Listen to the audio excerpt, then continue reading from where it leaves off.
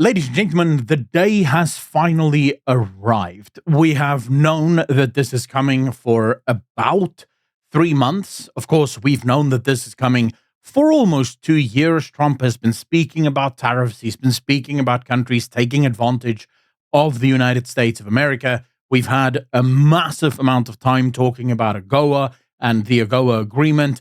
And at every turn, the South African government has dragged its feet consistently, not acting with what I would call the required urgency to try and set these things right. Just want to say a huge thank you to all of the supporters and patrons of this channel. By becoming a member or a patron, you help support the news that we bring and also allow me to do even more in the future. So huge shout out to all of you. Thank you. Anyways, enjoy the video. Bye. The truth is, we have known that these things are coming. We've known for almost 2-3 years now that the AGOA agreement is up for renegotiation. We have dragged our feet. Since Trump came into office, we knew that tariffs was going to become a thing. The Americans told us that they're interested in placing tariffs on us. And even when we got a 3-month reprieve from the sort of tariffs that were supposed to come into effect 3 months ago, we still sort of insisted that actually there's a lot of time, and that was a week ago, right? So as they're supposed to come into effect, the South African government is still dragging its feet, because apparently in South Africa, that's just how it works. But furthermore, right, even knowing all of this, South Africa continues to play lawyer of the world by taking Israel to court, to the International Criminal Court, for the stuff that they're doing in Gaza. Now, you could have any arguments you want around this. Fundamentally, I believe that a country like South Africa that is already struggling economically should probably try and stay as neutral as possible when it comes to the world stage, especially considering we're not in the best position to be lecturing other countries on human rights and the like, especially not with a government where our police minister might be a literal criminal and actually working with crime syndicates. But then you also have the South African government signing the book of condolences for Iran, a country that is at war with most of the Western world.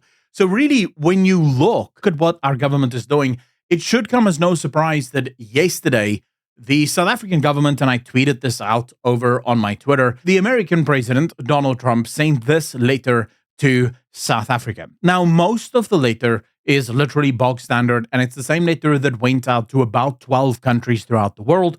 These are the countries that refuses to make deals with America. Among these is the European Union. The European Union at large has maintained that they will not make a trade agreement with America, which is a whole different bag of nonsense, because fundamentally the European Union tariffs and taxes every single thing that comes into their country. And now when the Americans are saying, hey, we're just going to do the same to you, the Europeans are screaming how unfair the United States is being to them, when in reality, it's so easy to not pay these tariffs, right? You just need to drop all of your tariffs. But okay, so the president announces, Mr. Donald Trump, announces that South Africa will face a 30% tax or tariff from now on all goods coming into the United States from South Africa. They further explain in this letter that if the South African government tries to reciprocate, in other words, raise our tariffs on American goods, the Americans will literally raise their tariffs on top of the 30% to match that. From Donald Trump's perspective, and he says that in the letter, they're trying to eliminate the trade deficit that America currently has with South Africa, because they don't think that it's fair that the Americans have to pay these tariffs and can't compete with South African companies in South Africa, but they have to give an open border effectively to South African goods. As a result of this, the president of South Africa responded to the tariff threat, and basically the president says that they just don't agree. They don't think that America gets it right. So I'll explain to you. This 30% tariff is based on a particular interpretation of the balance of trade between South Africa and the United States. This contested interpretation forms part of the issues under consideration by the negotiating teams from South Africa and the United States. Accordingly, South Africa maintains that a 30% reciprocal tariff is not an accurate representation of available trade data. In our interpretation of the available trade data, the average tariff imported goods entering South Africa stands at 7.6%. Importantly, 56% of goods enter South Africa at 0% most favored nation tariff, with 77% of US goods entering the South African market under the 0% duty. Now, the problem, of course, with this is that when I went to Grok, and I use Grok as sort of like an advanced search engine, trying to find the actual items that come into South Africa that doesn't actually incur a duty is almost impossible, right? So we know that, for example, like baggage that you bring into the country won't face 40% import taxes, right? Gifts and personal medication. But in terms of like actual tangible goods, there's no way of knowing, because the South African government effectively has it's sort of like a de facto 0 rand tariff, which means they can charge tariffs on whatever they want, because there's no official tariff sort of policy that says that this is the official for this country or that country. So it's almost impossible to fact check the president on what is or isn't entering the country at 0% duties. Of course, for the Americans, they just don't care. From their perspective, yeah, doesn't matter. Obviously, they're going to be charging it. Now, the question becomes, what is the impact that this will have on the South African economy? And it's not good. So first, we look at the actual products that South Africa currently exports about $9.5 billion worth of goods to America. Among these, you have vehicle and auto parts that serve for almost $2 billion annually. And a lot of the cars, for example, BMW, Mercedes-Benz, their parts as well as their cars are exported to the United States. This will have a significant impact because these cars manufactured here will not be able to compete with cars manufactured literally anywhere else in the world. And so that will be a serious damper. And you could look, Mercedes-Benz just shut down one of their plants. They claim that it's just for upgrades, but it might become a more permanent fixture if these tariffs actually go into effect. Precious minerals, metals and minerals, agricultural products, iron, steel, and ferroalloys, textiles, and other manufacturers. These are tiny and quite small, so we don't have to worry about those too much. Let's look at the actual impacts. According to the National Treasury, this will result, just AGOA, will result in about a 0.1% loss in GDP. The extra tariffs on top of that will account for a 0.2 to 0.7% loss.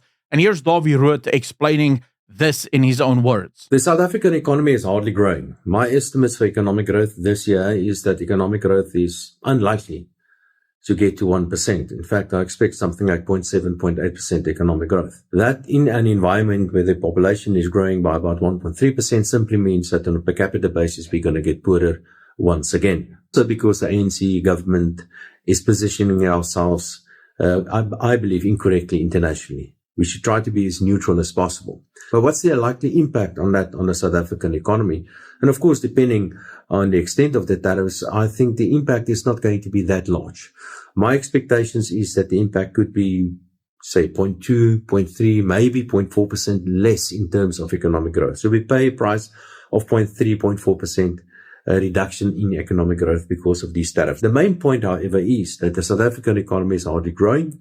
And with an economy that is hardly growing, any additional obstacle is going to be bad for the economy. Outside of the incredible knock that we will take as a country on this, let's just quickly look at the actual employees, because this is where things can very quickly enter what is known as a death spiral or an economic death spiral.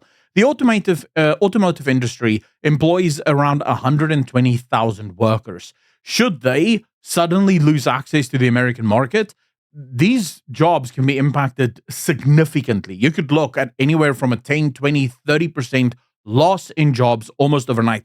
Mining sector, that's 450,000 jobs. If that is impacted, that could be massive job losses as well. Agriculture, 900,000 workers, and there are a lot of farmers in South Africa that export primarily to the United States, and those farms may actually find themselves completely out of work by the end of these tariffs.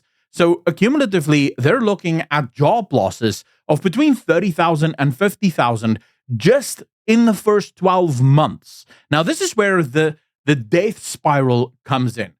Every single time your economy slows down, right? There's a significant amount of job losses that come with a slowing economy. So losses in GDP relate to actual jobs being lost.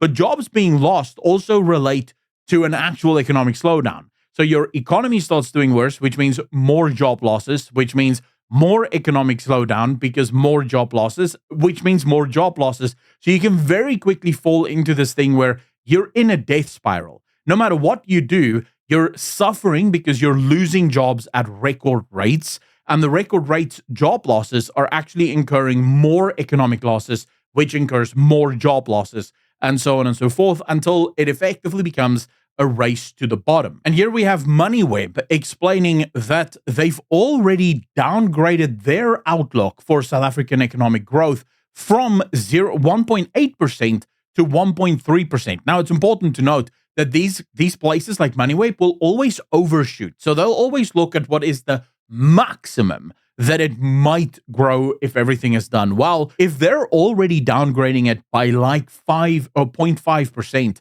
that means that if we're going at the current rate, because Daviroet, as you heard, he thinks that the country might be growing with all else being equal at about 0.8%. If you take that 0.5% loss into account, that puts us at 0.3% economic growth.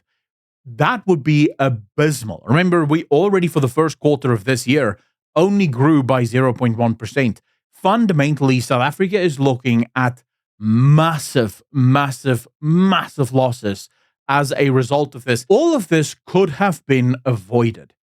We didn't have to pay these tariffs. It's not as if the American request was completely outlandish.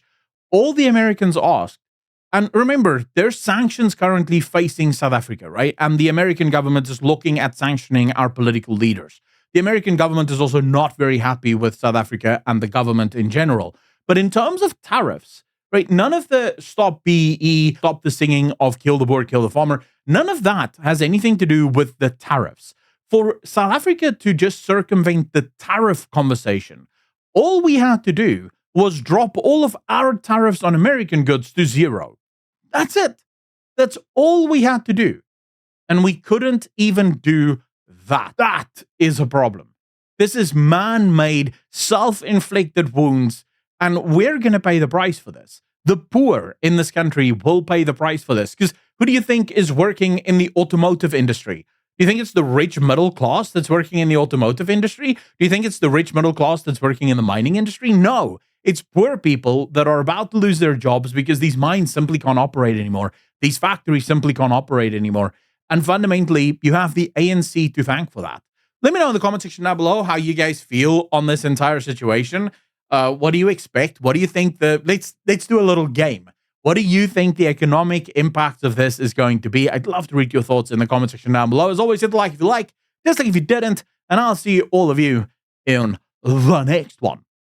Peace.